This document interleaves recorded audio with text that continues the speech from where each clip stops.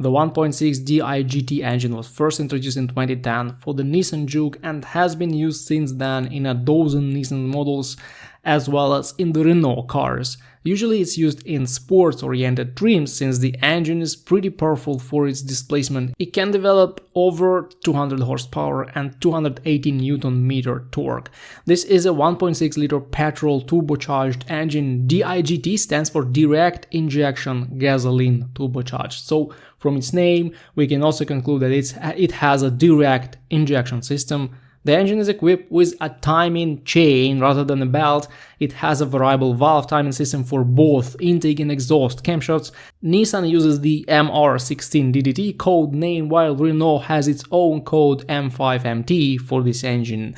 Unfortunately, this is not the most reliable Nissan engine, but you can expect this given this is a hot engine that's specifically focused on performance rather than durability. On average, it should last about 150,000 miles or 220,000 kilometers without serious issues, but the lifespan is largely dependent on the driving style of the car owner. Anyway, when it comes to common problems, I should outline chain issues at very low mileage. The problem is with both the thin chain and the weak tensioner, and they both need to be replaced at about 60,000 miles or 100,000 kilometers to make sure the chain won't jump, causing valve problems. Also, these engines have proved to be problematic in cold climates.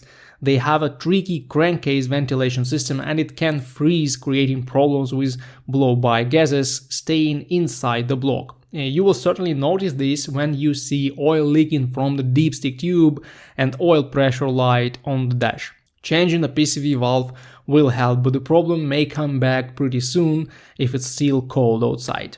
The turbocharger overall is pretty reliable here, but the boost pressure sensor is very weak, and a lot of owners just have to learn how to replace it on their own to avoid paying for labor again and again.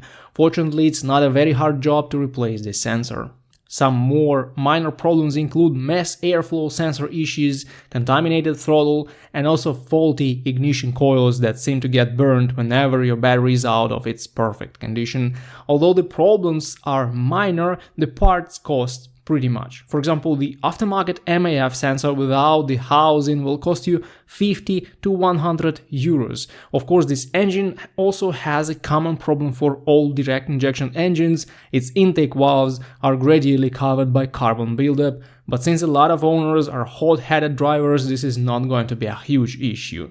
Cleaning may not be needed at all if you have an active driving style. But these engines don't have hydraulic valve lifters and valve clearance adjustment may be required. Nissan says in their manuals that it's not necessary to adjust valves with a certain interval though.